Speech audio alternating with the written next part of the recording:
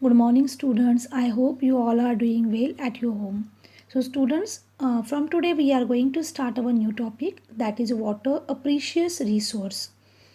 So, from in previous standard also you have studied about water, its properties, what is the importance of water, what are the sources of water. So, students, tell me, what are the sources of water? Yes, river, ponds, lakes, seas, oceans. These are the sources of water, but the main source of water is rainwater.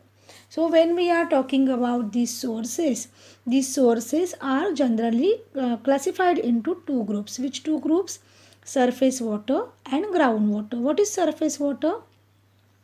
Water which is present on the surface of the earth is called surface water. So this surface water includes oceans, sea, means water found in oceans, sea, rivers, streams, lakes is called surface water.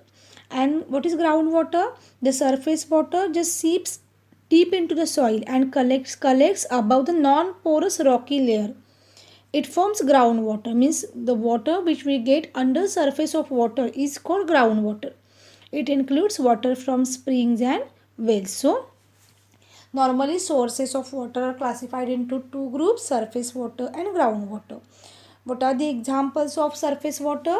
Sea, ocean, rivers, ponds, lakes, streams. These are examples of surface water. And what are the examples of groundwater? Water from springs and wells. These are groundwater. Okay. So, what is the importance of water?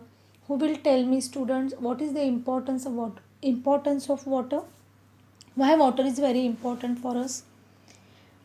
Because water most means what is the most important use of water?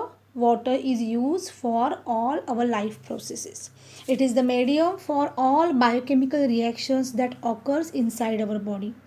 Then it is the mode of transportation and distribution of essential nutrients in plants and humans also. Student, our body consists of water, means almost 70% of our weight consists of water. That's why water is very important for living things like plants, animals and human beings. It helps in maintaining the body temperature by the process of sweating in humans and by transpiration in plants. Then it is the vital raw material for preparation of food by plants. You all know we depends upon, means we cannot live without food and water. Even we can live for a few days without food, but we cannot live without water. That's why water is very important, and we get that food from plants, and plants depends on water for their survival. So all we indirectly we are depends on water for both our needs, food and water. Then it is the basis of life for aquatic flora and fauna. So aquatic animals and aquatic plants are there, and these aquatic plants and animals are completely depends on water for their survival, because they take oxygen which is in dissolved state. Also water is important for agricultural purposes. Means it is an essential raw material for growing crops. It is vital, means without water germination of seed is not possible. Plants cannot grow without water.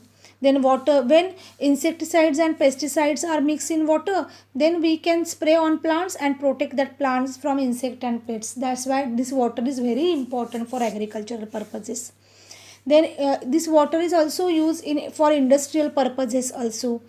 It is also used to generate electricity. Then it is also used for domestic purposes like cooking, bathing, drinking, washing, cleaning and so on. So water is very important resource, and that's why means we have to use this water sparingly. Students, how much water we need, means we need for per day?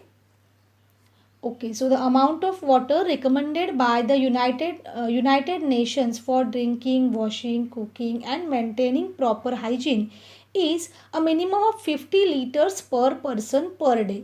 Means each and every person require almost 50 liter water per day for its all domestic uses.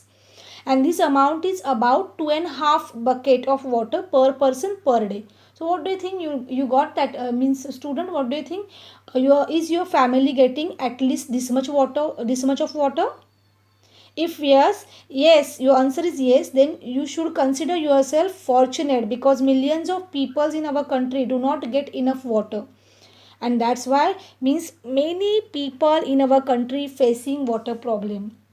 And that's why to focus on this water problem, to means to what means we can say in simple words, to become that people, or to highlight the value of water in our daily life and raising awareness about the water crisis.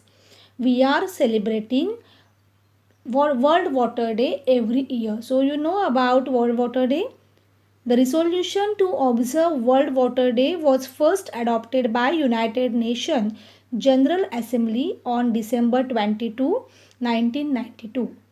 After which March 22 was declared as World Water Day, and it's celebrated around the world since 1993.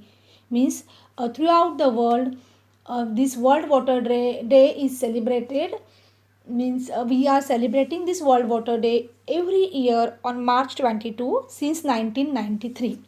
So the purpose of, or the theme of World Water Day is valuing water, and its purpose is to highlight the value of water in our daily life and raising awareness about water crisis that the world faces, because many people in our country, they are not getting enough water, even they are not getting water for drinking.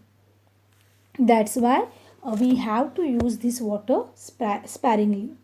So what do you think, student? Why our earth is called blue planet or water planet? Because 97% of earth's surface is covered by water, and that's why when we just see our earth from space, it looks like blue, means it looks blue. That's why it is called blue planet or water planet. Then though this much water is available on earth, then why we are facing water problem? All these points we will discuss in my next video lecture. Okay, so today we have discussed about sources of water, importance of water, and World Water Day. I hope you got all points related to this. If you have any doubt, you can ask me. Thank you.